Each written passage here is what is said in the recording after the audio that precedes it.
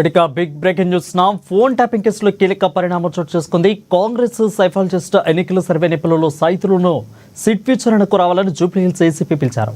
ఈ నేపథ్యంలో phone tapping కేసులో సాక్షిగా వాగ్మూలం ఇచ్చారు సైతులు. దీనిపై మరింత సమాచారం మా డెస్క్ రూమ్ నుంచి మా బ్యూరో చీఫ్ కృష్ణమూర్తి లైవ్ ద్వారా అందిస్తారు. కృష్ణమూర్తి, చెప్పండి, వాగ్మూలం ఏ విధంగా మారుతుంది? రాష్ట్ర వ్యాప్తంగానే కాకుండా దేశవ్యాప్తంగా కూడా సంచలనం సృష్టించినటువంటి ఫోన్ ట్యాపింగ్ వ్యవహారము ఇప్పుడు కీలక దశకు చేరుకుందని చెప్పవచ్చు. ఒక రకంగా చూడాలంటే ప్రభాకర్ రావు రాక కోసం ఇంతకాలం ఎదుర్కొన్నటువంటి రాష్ట్ర పోలీస్ శాఖ సిట్ అధికారులు ప్రభాకర్ రావు రాకతోటి ఈ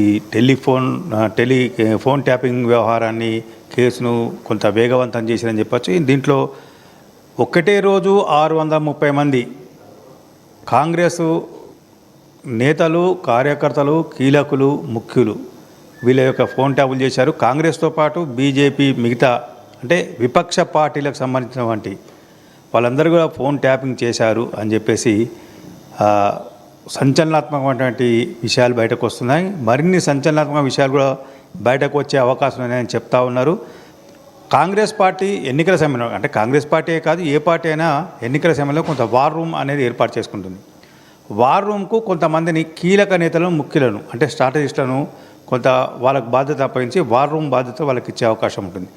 అట్లా అంటే కాంగ్రెస్ పార్టీ ఎన్నికలప్పుడు ఏదైతే వార్ రూమ్ ఏర్పాటు చేసిందో వార్ రూమ్ ఇన్ఛార్జ్గా ఎవరిచ్చారో వాళ్ళందరి యొక్క ఫోన్లను ప్రభాకర్ రావు నేతృత్వంలో అంటే అధికారిగా ఉన్న శాఖ ద్వారా కొంతమంది కింది స్థాయి ఏసీపీ అధికారులు, సిఐ అధికారులు వీళ్ళందరూ కూడా ఫోన్ ట్యాపింగ్ చేశారు. కీలకమైన సమాచారాన్ని ఎప్పటికప్పుడు అధికార పార్టీకి చేరవేశారు అని చెప్పేసి.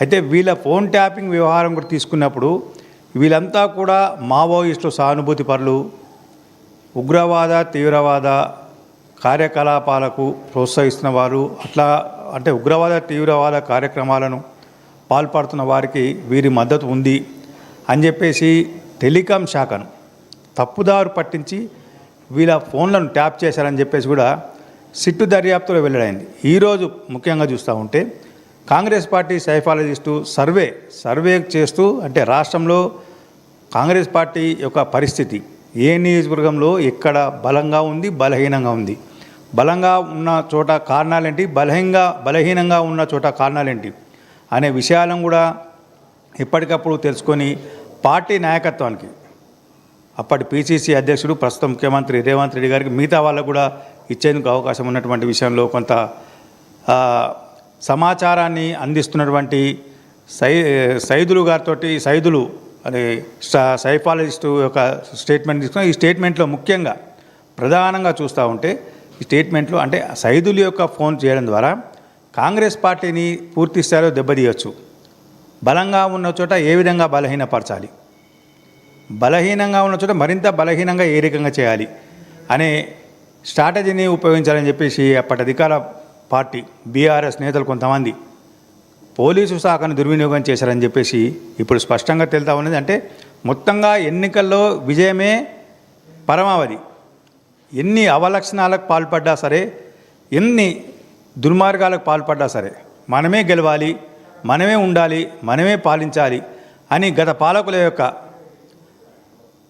కుత్సిత బుద్ధి ఏంటి అనేది ఇప్పుడు బయటపడతాం. ఫోన్ ట్యాపింగ్ విషయంలో ఈ వ్యవహారం మరింత కొంత వెలుక్కు రావడం చూస్తూ ఉంటే రాబోయే కాలంలో మరిన్ని సంచలనాలుగా బయటకు వచ్చే అవకాశం ఉంది. ఈరోజు విచారణలో తిరుపతన్నను ఇప్పుడు సైదులు వాంగ్మూలాన్ని రికార్డ్ చేసిన తిరుపతన్నను అయితే మహేష్ కుమార్ గౌడ్ వెళ్ళి నిన్న వాగ్మూలం ఇచ్చారు, తన సాక్షిగా నిలిచారు. ఇంకా కీలకమైన నేతలు ఏమన్నా వెళ్ళే అవకాశం ఏమైనా కనిపిస్తూ ఉందా? వెళ్తే ఒకవేళ ఎవరెవరు వెళ్ళే అవకాశాలు కనిపిస్తూ ఉన్నాయి? ఎందుకంటే ఈరోజు సైదులు, నిన్న మహేష్ కుమార్ గౌడ్, అదేవిధంగా రేపు కొంతమంది వెళ్తారన్న వార్తలు అయితే వస్తున్నాయి. దీంట్లో అసలు ఎంతవరకు నిజం ఉంది? అంటే ఒక కాంగ్రెస్ పార్టీ నాయకులనే కాదు సిట్టు వాంగ్మూలాలను తీసుకునేందుకు ఇటు బీజేపీ ఎంపీలను, మిగతా పార్టీ అప్పుడు ఉన్నటువంటి అంటే అప్పట్లో బీఎస్పీ నాయకుడిగా ఉన్నటువంటి ఆర్ఎస్ ప్రవీణ్ కుమార్ అంటే ఇట్లాంటి వాళ్ళని కూడా కొంత సిట్ అధికారులు వాంగ్మూలం ఇచ్చేందుకు రమ్మని చెప్పారు. వాళ్ళు కూడా వాళ్ళకు ఇచ్చినటువంటి టైం స్లాట్ వాళ్ళకు ఏ టైంకి రమ్మన్నారు, ఎప్పుడు రమ్మన్నారు, ఎవరి ముందు హాజరు కమ్మన్నారు అనే విషయాలను వాళ్ళని బట్టి వీళ్ళని బట్టి వాళ్ళ టైం స్లాట్లను బట్టి వాళ్ళు వెళ్ళేందుకు అవకాశం ఉన్నాయి. మొత్తంగా చూస్తూ ఉంటే ఖచ్చితంగా ప్రభాకర్ రావు తన అధికారాన్ని పూర్తి స్థాయిలో దుర్వినియోగం చేశారు. అయితే ప్రభాకర్ రావు ఇచ్చినటువంటి విచారణ ఏంటంటే గత పాలకులు చెప్తే నేను చేశాను అని. ఒక సీనియర్ ఐపీఎస్ అధికారిగా ఉన్నటువంటి ఒక వ్యక్తి అంటే పాలకులు రాజకీయ నాయకుల చెప్పు చేతుల్లో పనిచేయడం అనేది ఇది చరిత్రలో చాలా అరుదుగా కనబడుతుంది.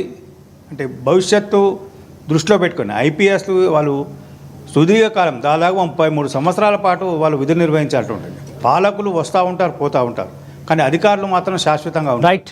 ఈ విషయాన్ని మర్చిపోయి రైట్ కృష్ణ, అయితే గత ఆ ఎన్నికలకి 6 నెలల ముందు నుంచి ఈ యొక్క ఫోన్ ట్యాపింగ్ చేసినట్లు సైదులు అయితే వాగ్మూలం ఇచ్చారు.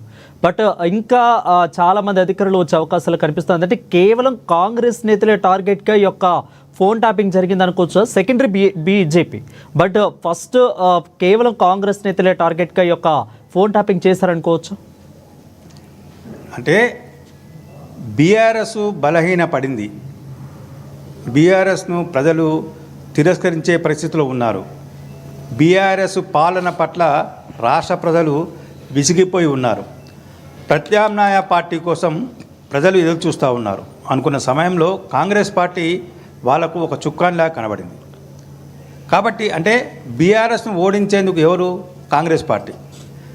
కాబట్టి కాంగ్రెస్ పార్టీ టార్గెట్గా అంటే ప్రధాన టార్గెట్గా కాంగ్రెస్ పార్టీ ప్రధాన టార్గెట్గా గత ప్రభుత్వం, గతంలో ఉన్నటువంటి బీఆర్ఎస్ ప్రభుత్వము ఈ ఫోన్ ట్యాపింగ్ వ్యవహారాన్ని చేసిందని చెప్పొచ్చు.